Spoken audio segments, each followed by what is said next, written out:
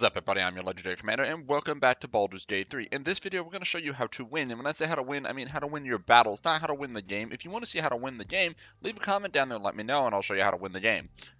But, we're going to show you how to fight today. What's going to help you win the game? Now, this is going to be universal as well, so anyone can, in theory, use this. Depending on your playstyle, the first thing you should do is make sure everybody has had a long rest. The game doesn't seem to punish for taking a long rest, so there's no reason not to take a long rest. If you're against taking a long rest because you feel it's cheaty, then take a short rest at least. At the very least, take those short rests.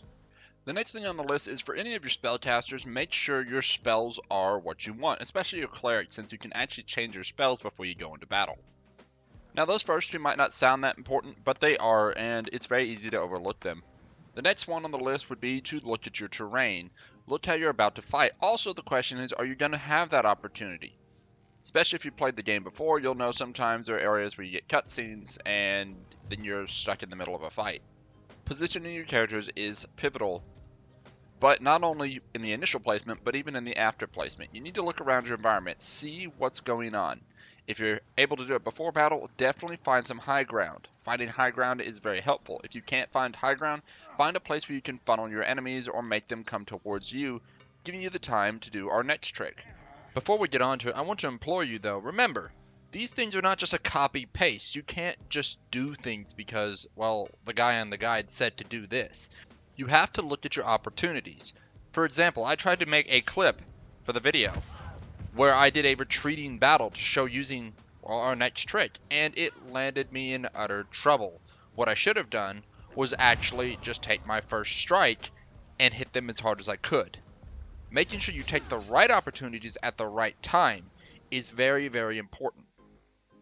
So just remember, all these things are somewhat out of order, and at the same time in order depending on your situation. What you're seeing now is what happened when I came in at full. This was literally 2 rounds, and I cut all the boring stuff out of this. And apologies for no sound, somebody's stream was talking in the background.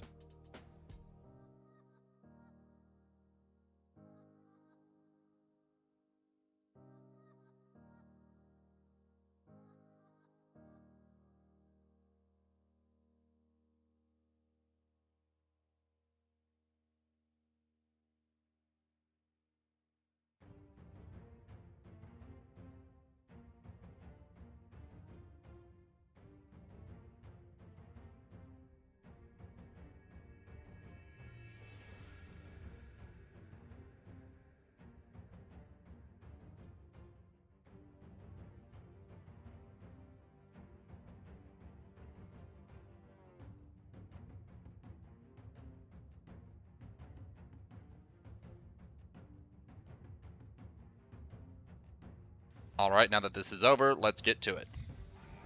Keeping enemies at range. So most fights dissolve into battles where the enemy has a large number of units and you have very few. The easiest way to fight these battles is to start at range and start picking off enemies as quickly as possible before they can reach you. Mainly targeting their ranged units themselves, forcing their melee units to close in on you. If you can manage to create a zigzag path or make them have to climb up something, that just helps that much more when the melee units finally do reach you. Now there is the chance that the enemy would be actually better to be fought at close range, and in that case particularly, go ahead, but you may lose your element of surprise. If you're not, because the enemy's completely unaware you're going to do this and they think you're friendly, go ahead and attack them at close range if you feel that is the better option. However, if the enemy will trigger if you get too close, attack at range. Make sure you get those surprise attacks. If you launch your first volley in surprise, you get an extra turn basically. Your action economy is larger that way, and you can eliminate more of their units and reduce their action economy. So when you're making that surprise attack, you should also see if you can stealth. If you can make these range attacks from stealth at a far distance, you should definitely do so. Any attack made from stealth has advantage, which means that attack is more likely to land. If you miss somebody, sometimes you don't get blamed for the miss and they don't have anything happen to them. But if you make an attack and you do miss, such as a arrow whips by and then the orc notices, well, now the orc wants to kill you for shooting an arrow at him. Well, unfortunately, you've lost that attack. So get that advantage of stealth if you can. Now we're going to move on to target selection, and in most cases when you fight enemies, you fight them in large groups. The enemies you should mainly target first, unless of course you just don't have that option. Sometimes the option isn't there. But if you have that option, the first thing you should target are spellcasters. Anything that is a spellcaster can cast area of effect attacks, or as well conjure additional enemies for you to have to face, making their action economy larger and more dangerous. Then it should be your archers. A lot of archers have explosive arrows and acid arrows, and anytime your party is grouped up, they'll use these on you and hurt you more. Also, it seems that they're going to be the first ones to get a shot, where the melee units are going to have to run at you. The archers are going to be able to engage you and actually back off sometimes, depending on where that engagement is. So you should get rid of the archers while the melee units are still trying to charge and maybe out of range to hit you.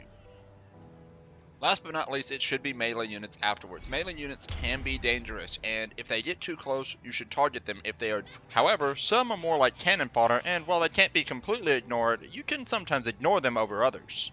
I don't give much credence to melee units because a lot of times if you are running away at the same time in this engagement, you can start an engagement and then back off. And that brings us to our next point. When a battle is too hard to win, don't engage and hold your ground. Back up. Keep running, keep fighting a retreating battle. This will give you the most chance to survive against the melee units that are charging you, while you take out all their range units. Once their range units are gone, pick off the melee units at range and continue to back off, unless you've come to the point where you can win this fight without that.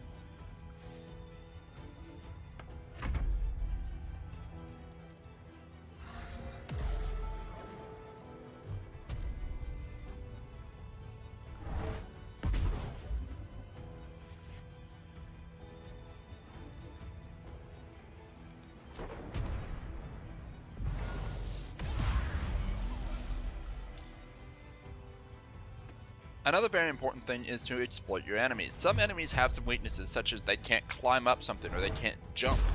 If those enemies can't do that, and you can, you should totally get up on high ground, where you have your extra advantage, and can shoot down on these things. I've had killed so many trolls by attacking them from on top of building rooftops, rather than engaging them on the ground, where he has his strengths.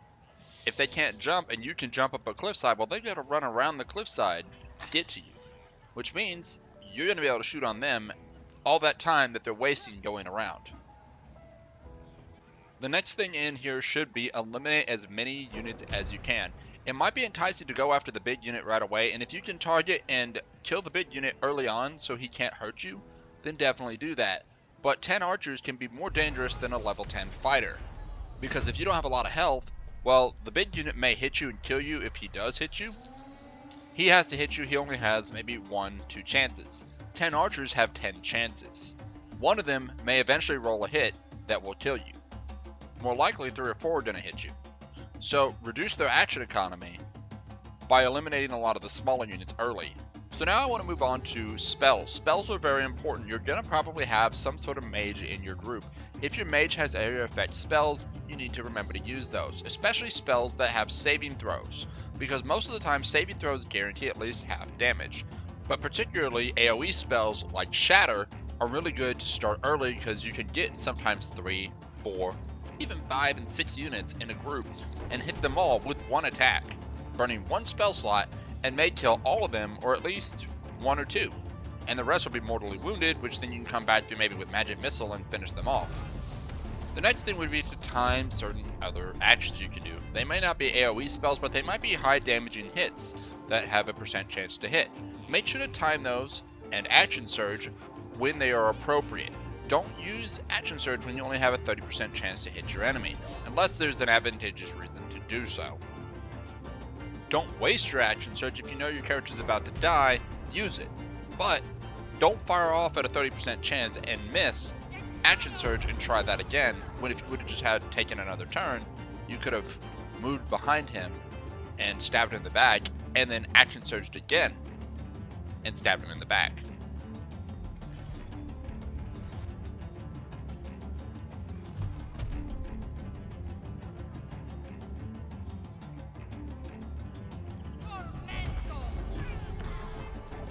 My next bit of advice is, in a melee fight, get a backstab. Every enemy that you fight should be hit with the most advantage you can get. You can always circle around an enemy. You may have to be careful not to take opportunity attacks by not stepping too far away, but if you click just right around the enemy, you can get behind them and take that opportunity attack. The enemy doesn't face you as you run around them, so they'll face the direction they were facing and you can get behind them. You can use jump to disengage and then run around them, or jump to jump over them and behind them to stab them in the back. However, this is dependent on positioning and circumstance. Also, keep in mind this next scene here is a time you would not really worry about getting a backstab, because why would you want to get burned on fire? But I was trying to make a point with the video.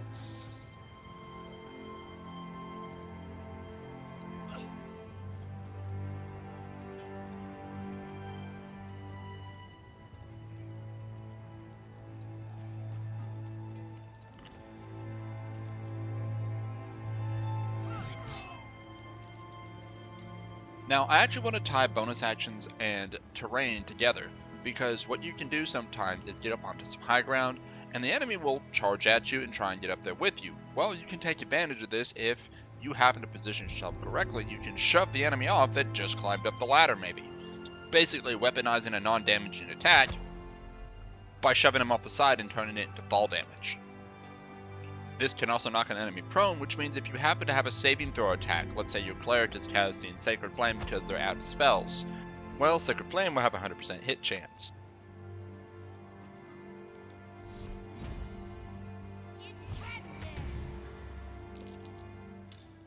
Also, pay attention to destructible structures such as platforms that have enemies on them. If you can knock out a peg and knock the whole platform down, well, not only will they be prone on the ground, they may no longer have the high ground, and a spell like Sacred Flame will have a 100% chance to hit. Meanwhile, apparently Shatter does not.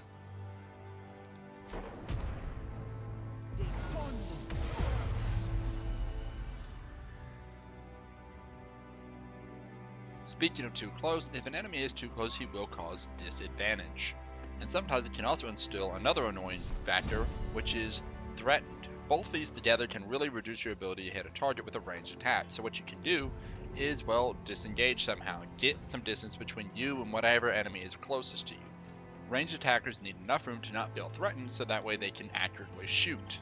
So by backing up and making sure that you don't take an opportunity attack if you are in close range by jumping away, then finding the distance, you can remove 2 debuffs off yourself too close and threatened, giving you a much better ability to hit your targets. Some other things you can do is try to shove your opponent away. However, jump is much better if you just want to get away from a target. Shove is percentile, meaning it could fail. Meanwhile, jump is a guaranteed escape, provided you can manage to jump out of the area. And just when you think, oh, well, we must be done, no, we're not done. There's still more you can do. The help action is a really important action in this game. By helping a character up, especially once the action economy has been reduced and the enemy doesn't have very many units to fight back with, you can use your action economy to help characters up, and a lot of times certain characters get picked on. For example, Will gets picked on a lot, and if you keep raising him from the dead, he will go ahead and start back with 1 HP, and enemies that would have normally targeted other characters are now looking back at Will, trying to kill him again. This can buy you time, as you have maybe 4 characters standing, and the other character might get killed again, but he might not as well. Everybody may miss, and then he's up and he's able to take an action next round. And if he isn't, so what? If he manages to waste 3-4 enemies' turns, well, that's 3-4 enemies that can't shoot at you.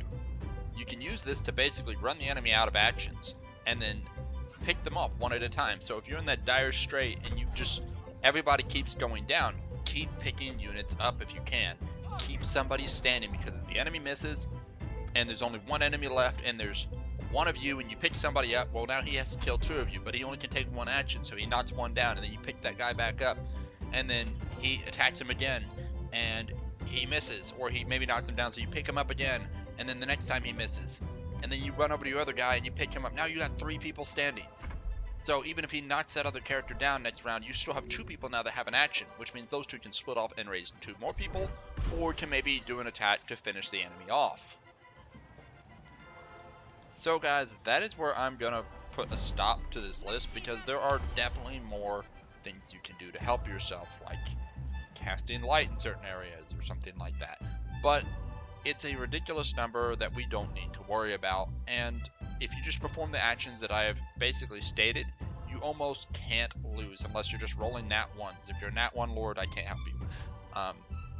But if you perform these actions otherwise, you should be in good shape. You should be in solid shape to win this game all the way through. Nothing should be able to stop you, at least up to this early access point that this video is being made. These things can be used at all different types of playstyles, and they should take you a very, very long way deeper into the game. But guys, that is going to be it for this one. If you like this video, hit that like button. Don't forget to subscribe. Make sure to tell your friends. But y'all take care. And I'll catch you next time.